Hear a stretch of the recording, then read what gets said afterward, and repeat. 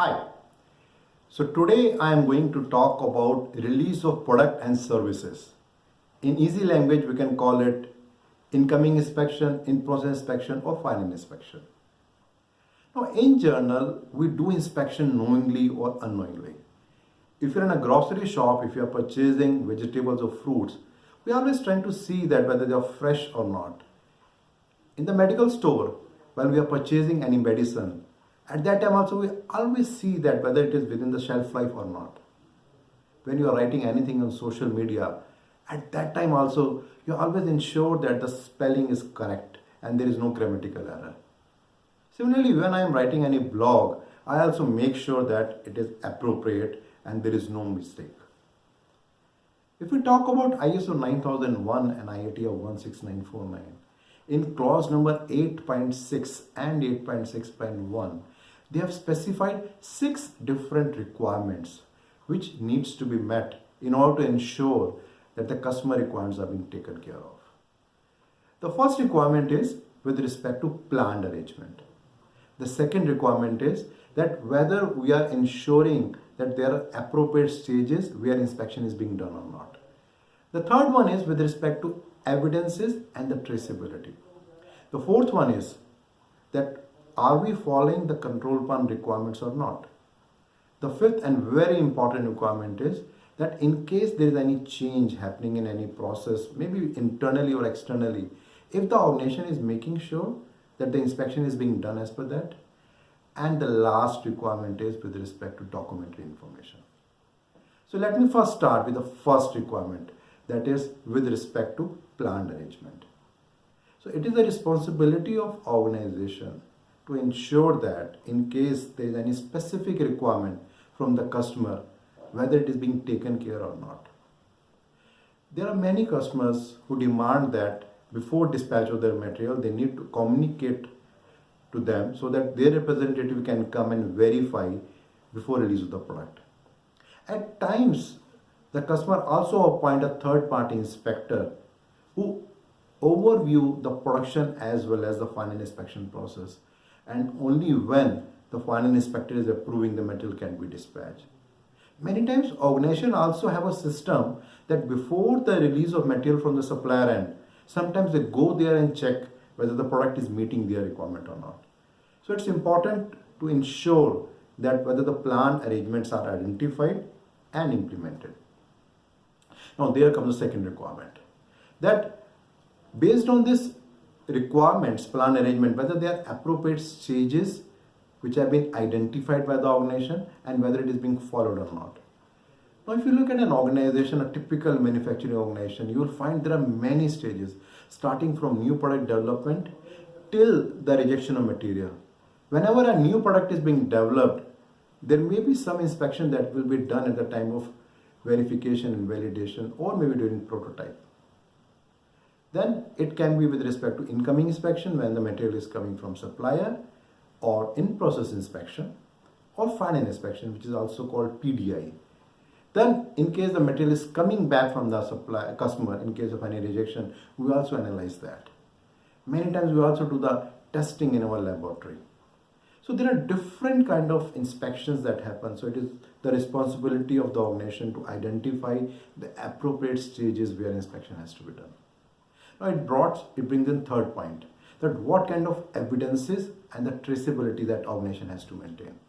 When we talk about evidences, it can be with respect to the inspection report, it can be with respect to the lab test report. During in-process inspection, it can be the SPC study that the organization is doing. So all those records which the organization is maintaining, these are the evidences that shows that yes, whether the inspection has been done or not. Then one important requirement is about traceability. That in case there is any problem reported at the customer end or maybe in the field, how to trace back that which person did the inspection. So there should be an appropriate method that organization has to identify for the traceability. Different organizations follow different methods depending upon their own requirement, depending upon the statutory and regulatory requirement, as well as the customer requirements. It can be in the form of operator code. It can be in the form of some sort of a automatic sticker which is coming out with some batch code. It can be in the form of date, month and year code, or any different kind of system which the organization may think is appropriate for ensuring the traceability of the product in case of any rejection or any issue. Then the fourth requirement is about the control plan. Now IATF 16949 says that there are certain things which are specified in the control plan. So before release of the product, organization has to ensure that all those guidelines are being taken care. Like if you see the control plan, they have specified about the sample size, how many pieces needs to be checked. Then control plan also specifies the frequency, that what should be the frequency of inspection at different stages. Then they also talk about the competency of people who can do the audit, who can do the inspection. So that also needs to be taken care of. Now here brings the fifth requirement. That is with respect to control of changes. Now it's a dynamic word. Things keep on changing.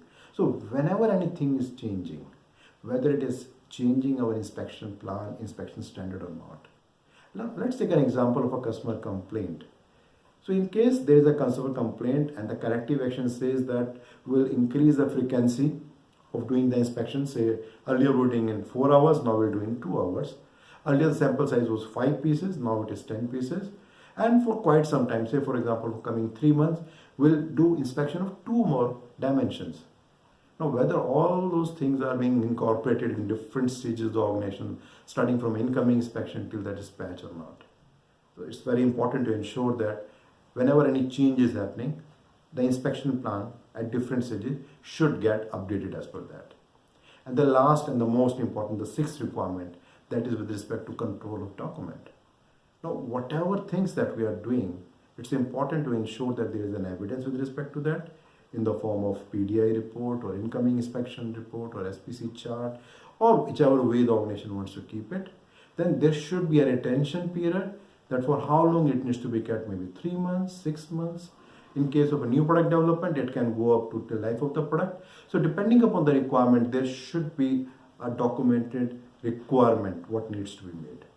And when we ensure all the 6 requirements, we can ensure that the inspection requirements are being taken care of. So let me summarize once again the 6 main requirements. The first one is as per the planned arrangement. The second one is at appropriate stages. The third one is there should be an evidence and traceability. The fourth one is it should be done as per the control plan. The fifth one is we need to ensure that in case there are any changes, then those changes should be incorporated. And the last one is there should be a proper adequate document information. So in case you want to know a little bit more about this article in detail, you can go to the description and then click the below link. And if you want to know about these videos continuously, so you can subscribe to the video and you will get the updated information. Thank you.